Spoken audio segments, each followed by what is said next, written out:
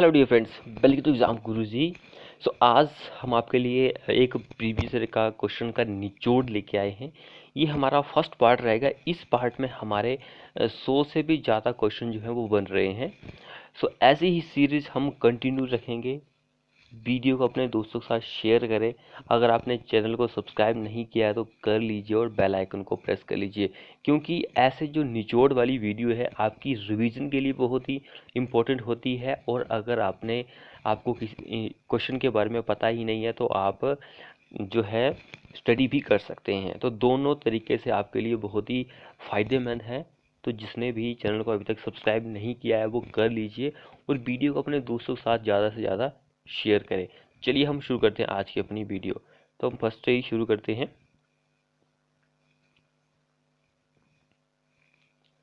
तो देखिए, हमने जो आपके लिए 100 क्वेश्चन या फिर 100 से ज़्यादा क्वेश्चन यहाँ पे लेके आए हैं। सबसे पहले देखिए क्वेश्चन क्या बोल रहा है। स्लज डाइजेशन टैंक जो होता है उसमें जो गैसेस प्रेजेंट होती है, इस तरह से प्रीवियस ईयर में क्वेश्चन पूछा गया था कि जो प्राइमरीली जो गैस प्रेजेंट होती है वो कौन सी होती है। सबसे पहले आपको ये पता होना चाहिए कि भाई कौन कौन सी गैस प्रेजेंट होती है।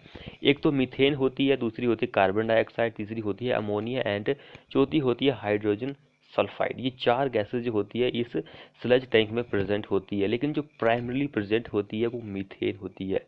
ये क्वेश्चन जो है वहाँ पर ऑप्शन ये चारों दिए गए थे, लेकिन प्राइमरी के बारे में पूछा तो ऑप्शन मीथेन हो जाता है उस केसेस में हमारा आंसर। ऐसी ही सीरीज आपके लिए कंटिन्यू रहेगी। आप से यही विनती है कि भाई वीडियो को ज़्यादा से ज़्यादा अपने दोस्तों के साथ शेयर करें। चैनल को सब्सक्राइब नहीं किया तो कर लीजिए, बेल आइकन को प्रेस कर लीजिए, वीडियो को लाइक भी कर दीजिए यार, कमेंट जरूर करें कि कैसी आपको हमारी वीडियो लगी।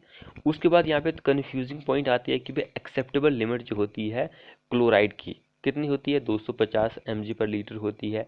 एक क्लोराइड की जगह फ्लोराइड भी होता है, 1.5 mg/लीटर ये एक्सेप्टेबल लिमिट होती है। एक क्लोरीन भी होता है, क्लोरीन।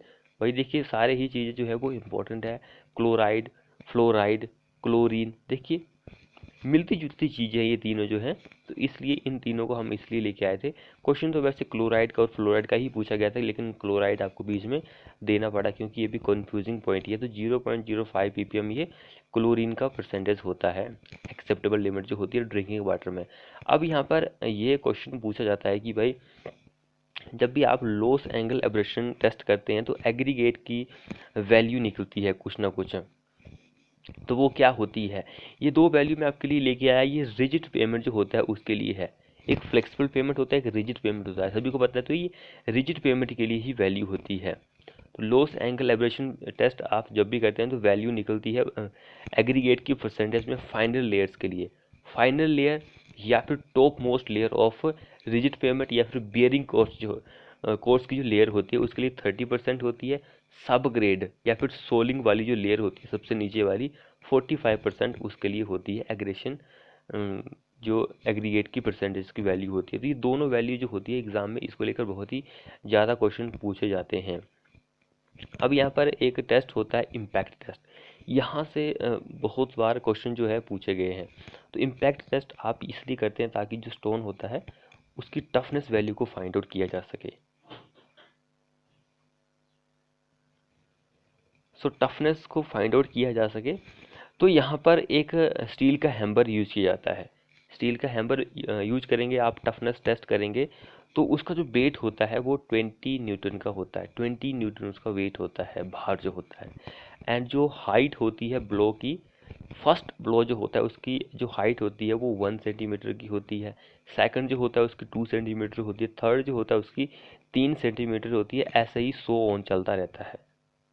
तो ये टफनेस इंडेक्स जो है बहुत ही ज़्यादा भाई इंपॉर्टेंट है एग्जाम के पॉइंट ऑफ व्यू से।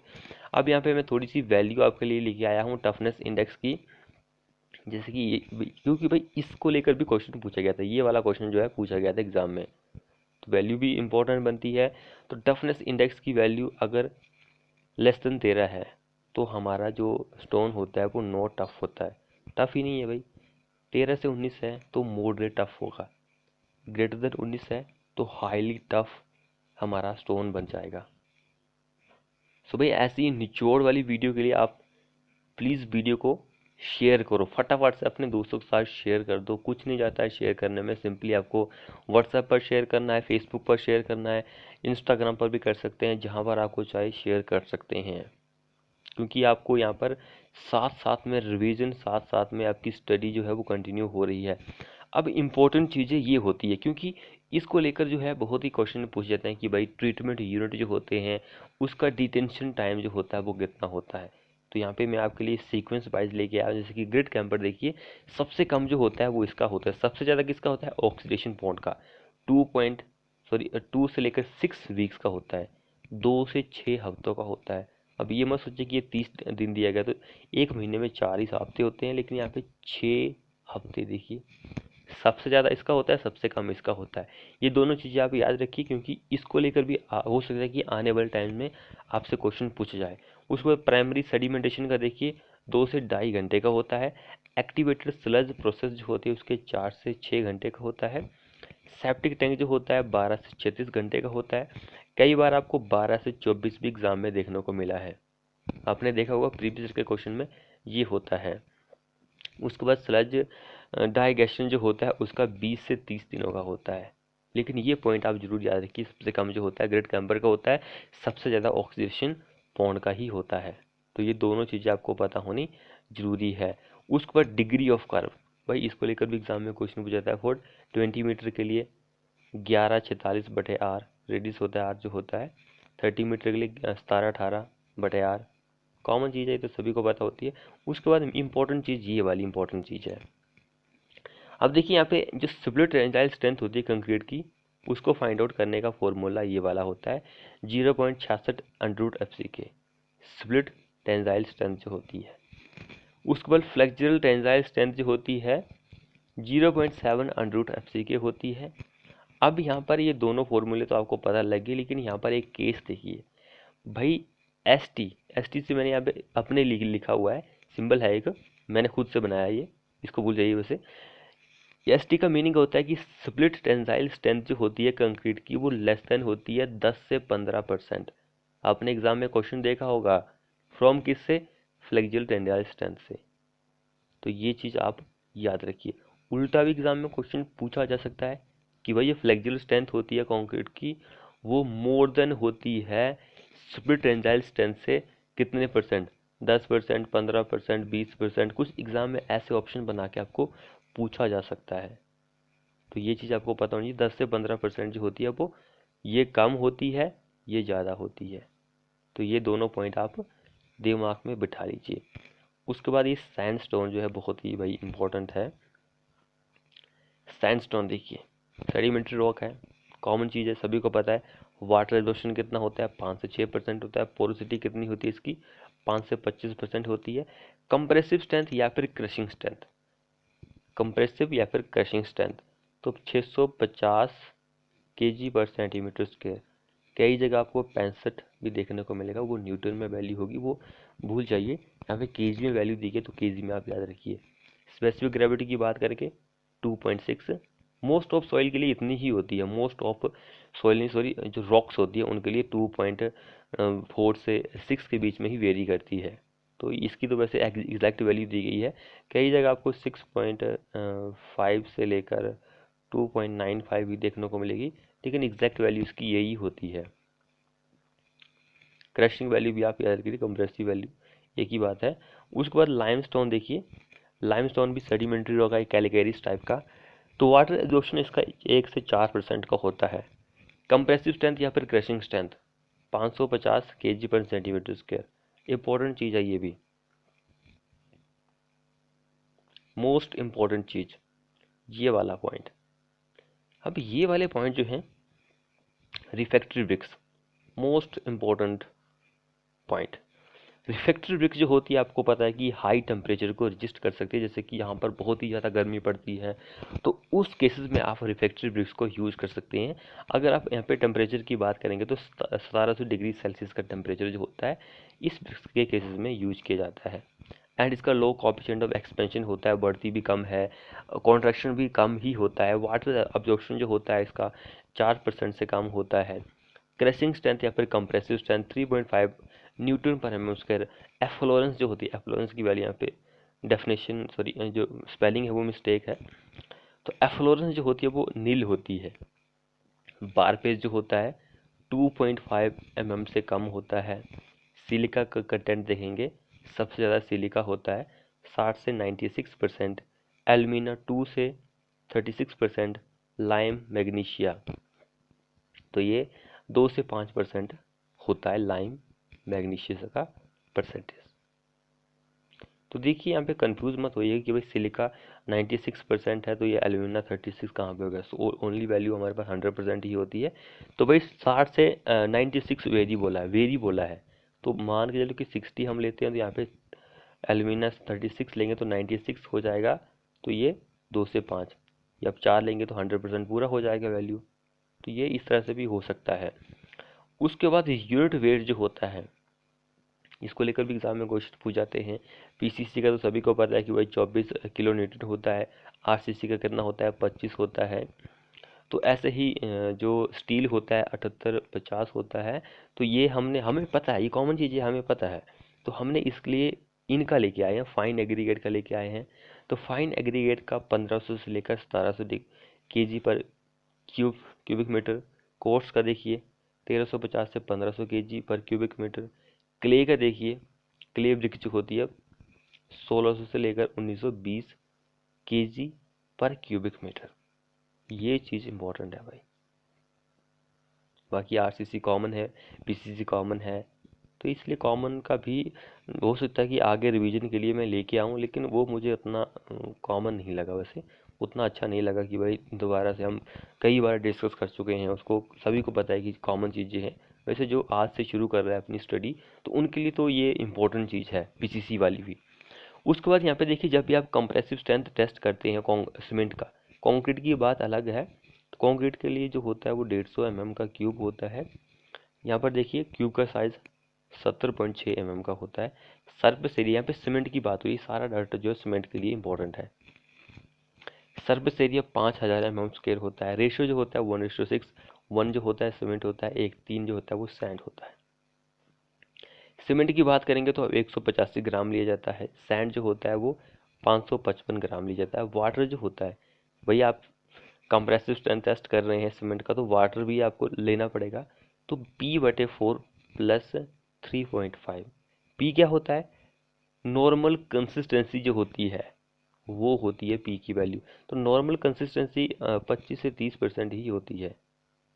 तो ये कॉमन चीज़ है। एंड जो आईएस कोड रिलेट करता है कंप्रेसिव स्ट्रेंथ ऑफ सीमेंट के लिए, वो 4031 पार्ट 6 ये आईएस कोड रिलेट करता है। भाई आईएस कोड भी इम्पोर्टेंट है, तो इसको भी आप अपने दिमाग में बिठा लीजिए। अब इस सीमेंट की बात हो रही है तो स्पेसिफिक सरफेस एरिया क्यों भूल जाए हम। तो ओपीसी तो कॉमन चीज़ है, सभी को पता है, इसको याद कर लीजिए 2250। Rapid hardening cement 3050। Low heat cement 3250। बाकी वैल्यू सेंटीमीटर स्क्वायर पर ग्राम में ही आएगी। उसके बाद अगला जो पॉइंट है वो है प्लास्टिक से। अब यहाँ पर प्लास्टिक क्या होता है, कॉमन चीज़ है, सभी को पता है। लेकिन यहाँ पर एक थर्मोप्लास्टिक एंड थर्मोसेटिंग प्लास्टिक के नाम से दो टर्म होती है। इसकी मैंने आपको एक शॉर्ट वीडियो प्रोवाइड की थी, यूट्यूब शॉर्ट, बहुत ही कम लोगों ने देखी है, उसको जाकर देख लीजिए कि भाई थर्मोप्लास्टिक क्या होती है, थर्मोसेटिंग क्या होती है। इम्पोर्टेंट चीज़ है वो ना, तो देख लीजिए क्या होती है वो। यूट्यूब शॉर्ट में जाकर आप हमारे चैनल पर विजिट करते हैं तो हमारे चैनल को ही व्यू कीजिए। तो देखिए थर्मो प्लास्टिक, यहाँ पे देखिए इसके एग्जाम्पल की अगर आप बात करेंगे, पीवीसी, पी क्या होता है, पॉलीविनाइल क्लोराइड, ये पीवीसी की फुल फॉर्म होती है, क्योंकि एग्ज़ाम में इसके बारे में पूछा गया कि भाई पॉलीविनाइल जो होती है वो थर्मोप्लास्टिक का एग्जाम्पल होता है। एंड इसके एग्जाम्पल होते हैं पॉली इथेलीन होती है, पॉली स्ट्रीलीन होती है, पॉलीविनाइल होती है, एंड एसीटेट, ये पॉलीप्लास्टिक के थर्मोप्लास्टिक के एग्जाम्पल है। थर्मोसेटिंग सेटिंग प्लास्टिक के एग्जाम्पल की बात करेंगे तो बेकलाइट होता है, इपोक्सी, मेलेमाइन होती है, पॉलिस्टर, ये इसके एग्जाम्पल है। भाई 100 क्वेश्चन हम कर रहे हैं तो 100 क्वेश्चन के लिए यहाँ पर हमने कोई 8 या 9 पेजेस हैं। 100 से ज़्यादा ही क्वेश्चन है, वैसे 100 नहीं है, 100 से ज़्यादा ही है। तो पॉइंट लिखने में भी टाइम लगता है और वीडियो बनाने में भी टाइम लगता है। ऐसा तो है नहीं कि हम 2 मिनट में आपको वीडियो जो है 100 क्वेश्चन जो है आपको याद करवा देंगे। ये एक रिवीजन की वीडियो है, तो आपको थोड़ा टाइम भी लगेगा यहाँ पर, और हमें भी यहाँ पे बताने में टाइम लगता है। तो आप चाहे इसका स्क्रीनशॉट भी ले सकते हैं। देखिए स्क्रीन कितनी बड़ी है हमने रखी हुई है, तो आप चाहे इसका स्क्रीनशॉट भी ले सकते हैं छोटे छोटे करके। हो सकता है कि स्क्रीनशॉट करते करते आपके 30-40 पेज बन जाए, कोई बात नहीं, बनने चाहिए, आपको रिवीजन के लिए भी इम्पोर्टेंट है। अगर आपको पीडीएफ चाहिए तो आप हमारे चैनल पर विजिट कर सकते हैं। वैसे जितनी जो पहले वाली वीडियो है वो उनकी हमने पीडीएफ प्रोवाइड कर दी है, हिंदी और इंग्लिश सेक्शन वाली, तो आप वहाँ पर विजिट कर सकते हैं। हमने फोल्डर बना के रखे हुए हैं, जैसे कि RCC, fluid mechanics, estimation costing, concrete हो गया, हाईवे हो गया, तो इस तरह से हमने बना के रखी हुई है, आप देख सकते हैं। इरिगेशन की भी वहाँ पर है। अब देखिए हाइड्रोमीटर रीडिंग जब भी आप यूज करते हैं तो उसमें दो करेक्शन आती है। एक होती है मैनिसस करेक्शन, टेम्परेचर करेक्शन होती है, एंड डिस्पर्जिंग एजेंट की करेक्शन होती है। तो इनके लिए जो वैल्यू होती है वो इम्पोर्टेंट होती है, क्योंकि यहाँ से एग्जाम में क्वेश्चन पूछा था। तो मैनिसस करेक्शन जो होती है ये ऑलवेज पॉजिटिव होती है। टेम्परेचर की करेक्शन जो होती है वो हमेशा नेगेटिव पॉजिटिव हो सकती है। एंड डिस्पर्जिंग एजेंट की जो करेक्शन होती है वो ऑलवेज नेगेटिव वैल्यू होती है। अगर हम पॉइजन रेशियो की बात करेंगे कंक्रीट के लिए, लो स्ट्रेंथ का जो कंक्रीट होता है, लो स्ट्रेंथ, ये हमने वैसे अपने मॉक टेस्ट में आपको बताया भी था, लेकिन यहाँ पे हम लेके आए हैं। लो स्ट्रेंथ कंक्रीट के लिए पॉइजन रेशियो 0.2 होता है। स्टैंडर्ड स्ट्रेंथ का जो कंक्रीट होता है 0.15 होता है। हाई स्ट्रेंथ कंक्रीट जो होता है उसके 0.1 की पॉइजन रेशियो की वैल्यू होती है। अब यहाँ पे स्लम्प टेस्ट के बारे में देखिए। स्लम्प टेस्ट की वैल्यू जो होती है ये आप फाइंड आउट कर सकते हैं हमारे इस आईएस कोड, दो आईएस कोड है, एक 1199 आईएस कोड है, एक इंडियन स्टैंडर्ड का 456। इन दोनों आईएस कोड में आपको स्लम्प टेस्ट जो की जाता है कंक्रीट के लिए उसके बारे में जानकारी मिलेगी। स्लम्प टेस्ट सभी को पता है कि वर्केबिलिटी को फाइंड आउट करता है। तो यहाँ पे देखिए पंप्ड कंक्रीट होता है एक, उसके लिए 4 से 6 इंच का होता है। 4 से 6 इंच mm में आप कन्वर्ट कर सकते हैं। Slump value hand placed payment concrete जो होता है, हाथों से प्लेस किया हुआ कंक्रीट जो होता है पेमेंट सरफेस के लिए, रोड के लिए, उसके लिए 25 से 75 mm में, लेकिन 1 से 3 इंचेस में। ऐसे ही यहाँ पर देखिए मास कंक्रीट वर्क के लिए 25 से 50 होता है। डेंस कंक्रीट वर्क के लिए 50 से 100 कंक्रीट स्लम्प वैल्यू होती है। अब ये भी इंपॉर्टेंट है, आपको पता है कि यहाँ से भी क्वेश्चन पूछाते हैं। तो देखिए unit of measurement rain water pipe के लिए, रेन वाटर पाइप जो होती है उसके लिए रनिंग मीटर होता है। एसी शट रूफिंग के लिए, अगर आपकी रूफिंग जो है वो सीसी की आ रही है, स्लैब जो डाल रहे हैं वो सीसी की है, तो आप क्यूबिक मीटर में करेंगे, लेकिन यहाँ पर शट एसी शीट की बात आएगी तो वो स्क्वायर मीटर। लीन कंक्रीट रूफ जो होती है वो भी स्क्वायर मीटर में होता है। स्टील की ट्रस हो या फिर वुडन ट्रस हो उसको नंबर में लिया जाता है। रो की एक्सकावेशन करेंगे क्यूबिक मीटर में करेंगे। आयरन की ग्रिल जो होती है उसको क्विंटल में लिया जाता है। तो ये मोस्ट इम्पोर्टेंट है। बाकी हम बहुत सारे जो हैं अपने सेशन में कर चुके हैं, पुरानी वीडियो से ही आप अपनी तैयारी जो है वो कंटिन्यू कर सकते हैं। उसके बाद नेक्स्ट पॉइंट देखिए, लेंथ ऑफ टेप या फिर चेन। लेंथ ऑफ चेन या फिर टेप एक ही बात है। अगर वो कम होती है, लेंथ ऑफ चेन कम होगी या फिर लेंथ ऑफ टेप जो है वो कम होगी, तो एरर जो आएगा वो पॉजिटिव आएगा। करेक्शन जो आएगी वो नेगेटिव आएगी। एरर से क्वेश्चन पूछा गया है, करेक्शन से नहीं पूछा गया है। हो सकता है कि आने वाले टाइम में करेक्शन से भी पूछा जाए, तो इसलिए दोनों वैल्यू प्रोवाइड करना जरूरी होता है। अब यहाँ पे देखिए 4 लाइन दी है। वैसे क्वेश्चन जो है 2 लाइन से ही पूछा गया है, 2 लाइन हम एक्स्ट्रा जोड़ देते हैं आप सभी के लिए। तो देखिए एक एक्लिक लाइन होती है, एक्लिक लाइन होती है, उसके लिए 0 डिप होता है। दूसरा होता है आइसोक्लिनिक लाइन, उसके लिए सेम वैल्यू ऑफ डिप होता है। ऐसे ही एगोनिक लाइन होती है, उसके लिए 0 डिक्लाइनेशन होती है। आइसोकोनिक लाइन जो होती है उसके लिए सेम डिक्लाइनेशन होती है।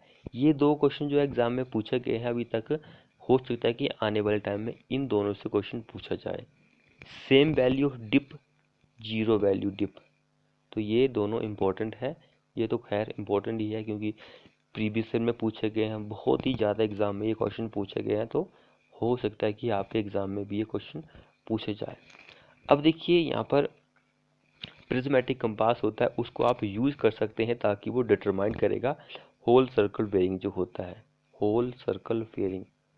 एंड सर्वे कंपास जो होता है उसको आप यूज़ करते हैं ताकि वो क्वाड्रेंटल बेयरिंग सिस्टम जो होता है उसको डिटरमाइन कर सके, क्यूबी, क्वाड्रेंटल बेयरिंग।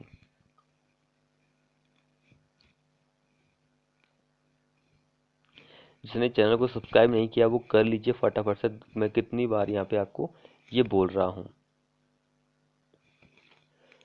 सो अगला जो पॉइंट है यहाँ पे थ्रो ऑफ स्विच है। थ्रो ऑफ स्विच की वैल्यू जो होती है broad gauge, meter gauge, narrow gauge के लिए कितनी होती है, ये प्रीवियस ईयर में क्वेश्चन पूछा गया था।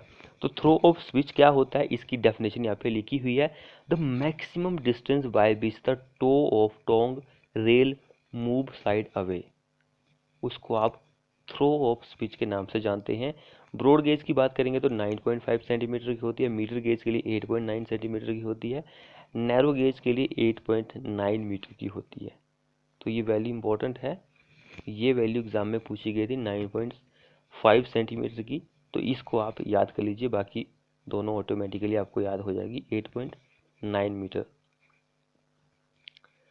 अब यहाँ से एक क्वेश्चन और पूछा जाता है कि भाई फ्लैट फुटर रेल सेक्शन जो होता है,